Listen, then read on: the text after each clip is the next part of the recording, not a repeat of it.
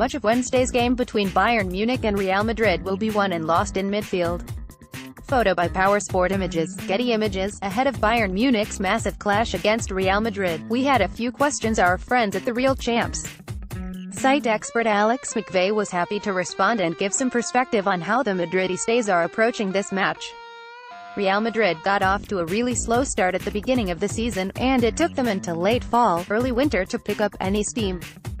Cristiano Ronaldo's banned from La Liga action after his silly decision to push a referee in the Spanish Super Cup didn't help things, and kept Ronaldo from getting into full gear until late. I think there is also the issue of the quality of Real Madrid's substitutes. Last season, Zidane was able to make wholesale rotations in La Liga, while still putting out lineups which include the likes of Alvaro Morata and James Rodriguez. Real Madrid also decided to let Pepe go this summer, and with him Madrid lost a lot of experience when they had to rely on their backups. Rafael Varane is having a great season, especially when playing alongside Ramos. But you can tell he's still learning when he's required to be the leader on the backline. Point 2. Why can Madrid be so consistent in the Champions League when they have had quite a tumultuous La Liga campaign? Is there any single thing that you can pinpoint that makes Real Madrid such a dominant force in the Champions League? In spite of poor league performances, intensity is the magic buzzword for Zinedine Zidane. He rails on his team's need to maintain intensity over a full 90 minutes, and that seems to be the big difference between La Liga and the Champions League. Real Madrid often begin games in the league looking lackadaisical, and fail to keep their focus over the full 90 minutes. Something about the Champions League seems to keep Madrid much more focused and disciplined. Perhaps it is the nature of the knockout tournament that makes the Madrid players hyper-aware that every minute of the match counts, and that any slip-up could have them dumped out. And it's also hard to discount Madrid's history in this tournament.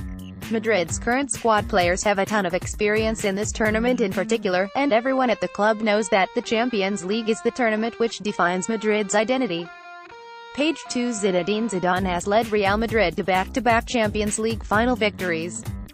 Can he do the same this season?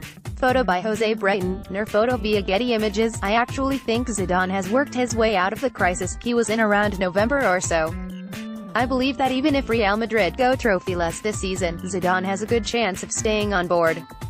The players seem to have faith in him. He's a club legend, and if anyone could survive a season without silverware at Madrid, it's Zizou. I think Zidane has definitely benefited from having great players, but I think those players have benefited from having him as a manager. Just look at how much Zidane has gotten out of Marco Asensio and Lucas Vázquez this season. Before the Zidane era, these guys were bit players at Madrid, and Zidane has turned Asensio into the next big superstar and Vázquez into a player who is now benching Gareth Bale on a regular basis. You don't simply win 2 Champions Leagues in a row by being a chump of a manager, and I think the club recognizes they've got something special in Zidane, even if he is incredibly frustrating. Point 4. Speaking of Zidane, what will his approach to these 2 matches be? Who the heck knows? Seriously, I would love to tell you what I think Zidane's starting lineup would be, but he is one of the hardest managers to predict. Just when you think Bale is starting to come into form, he'll bench him for Isco. Then he'll give Bale and Casemiro a start and then bring them off at halftime. Sometimes he loves Benzema and sometimes he'll opt for Isco or Asensio instead. And he likes to throw Mateo Kovacic in every now and then just to throw a wrench in things. More from Bayern strikes. I think, in general, that Zidane will be cautious but proactive. Madrid will go hunting for goals but will also be looking to contain the danger from Robin. Point 5. You of all people should know Real Madrid well enough to know how to defeat them. What should Jupp Heynckes' approach with Bayern Munich be? Where, if there are any, are Real's areas of weakness? Real Madrid have been incredibly weak in transition. Madrid have never been great at defending, but their defense has been particularly bad this season, and Madrid have found themselves easily caught out and disorganized when trying to run back onto defense. Bayern should look to exploit Madrid on the counter and use verticality to quickly break Madrid's lines. There's pretty much always at least a 5 to 10 minute spell during every game where Madrid's defensive structure disintegrates, and Bayern should look to exploit those moments when they come. Another potential weakness is Madrid's shortcomings in aerial defense. I know this sounds anathema to the Real Madrid of recent seasons who have dominated in the air. But this incarnation of Real Madrid is vulnerable to crosses and headed goals. For two examples of teams who have exploited this weakness, look at Girona's Christian Stuani's performance in their 3-6 loss to Madrid and Juventus' Mario Mandzukic in Juventus' heartbreaking 3-1 second-leg match against Madrid in the quarter-finals. Both players did well exploiting Carvajal in the air, something that is not Dani's strength. Page 3. Former teammates James Rodriguez and Toni Kroos will look to be the key playmakers for their teams in the upcoming tie. Photo by Gonzalo Arroyo Moreno, Getty Images. Can you really manage a robot? I'm pretty sure you don't manage Toni Kroos, you just make sure he's well-oiled and has his proper programming coordinates. Kidding of course, but I really think that Toni Kroos is the kind of player who would excel under any manager. It's great that Zidane has gotten the most out of him, but Toni Kroos puts in so many good performances that it seems almost automatic for him.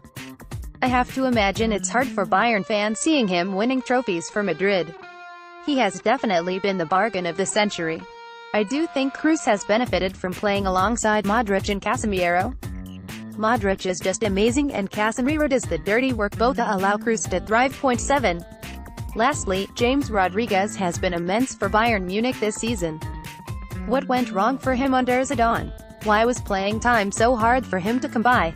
Oh James, how I miss you so. James Rodriguez is the absolute business, and I'm really sad we let him go on this weird loan deal. You win some, you lose some, I guess. I think James fell victim to two things. First, nobody expected Cristiano Ronaldo to be this good for this long. I think Perez bought James with the idea that he would help ease the transition away from Cristiano Ronaldo, along with Gareth Bale. But Ronaldo has aged like a fine wine, and if James is going to win minutes from someone, it's definitely not Ronaldo. Second, I think James fell victim to the hard work and perseverance of one Isco Alarcon. Isco played out of his mind last season every time he was given an opportunity, and demonstrated tactical flexibility to help Zidane work out weird schemas. James and Isco were both no-10s in a team that didn't use a no-10. Isco adapted and survived. James, despite some excellent performances during his time at Madrid, found himself the odd man out. Well, there you have it. Keep an eye on the Real Champs for their similar interview with me, where we talk rotation, Jupp Heynckes, Manuel Neuer and more.